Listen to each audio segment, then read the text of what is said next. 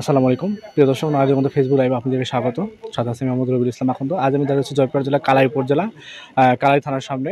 আজকে কালাই একটা চাঞ্চল্যকর ঘটনা ঘটেছে। কালাই উপজেলা কুনুট ইউনিয়নে একটা অভিযোগ আছে পরকীয়ার জেরে আহ, বিশেষ অঙ্গ হানি হয়েছে বলে আমাদের কাছে অভিযোগ রয়েছে। কিন্তু এখানে আমরা পরিবারের সঙ্গে কথা বলেছি, ছেলের পরিবারের সঙ্গে কথা বলেছি।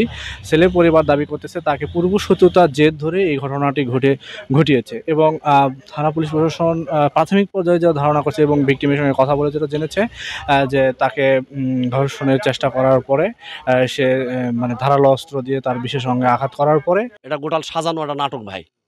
আমার গ্রামের ছোটতে বড় সবাক বলবেন এই ছেলেটা ভালো না মন্দ, এর কোনো রিপোর্ট নাই যে কোনো মেয়ের সাথে সম্পর্ক আছে। আর এটা গোটাল সাজানো নাটক, এটা আড়ি করে এটা করছে ভাই। তাছাড়া ছেলে বাড়িতে বাজারতে ডাকে বাড়িতে নিয়ে আসে, বাড়িতে নিয়ে যা ওরই ঘরতি নামা বাড়ি ওরই ঘরতি নিয়ে যা ভাই নুনু বাচ্চাটা কাটে দেন, ছেলে বলে পানি ফেলে দিছিল। যে মেয়েটি ধর্ষণ এটা অভিযোগ করেছেন, আর তারা বলতেছে তাকে হঠাৎই তাকে সন্ধ্যার সময় তাকে সে যখন ধর্ষণের উদ্দেশ্যে যখন পিছন থেকে জাপটে ধরে, সে নিজের জীবন বাঁচানোর তাগিদে, সে তার নিজের ইজ্জত বাঁচানোর তাগিদে সে তাকে হচ্ছে ধারালো ব্লেড জাতীয় জিনিস দিয়ে তাকে আঘাত করার পরে বিশেষ অঙ্গের গুরুত্বভাবে সে জখম হয়েছে।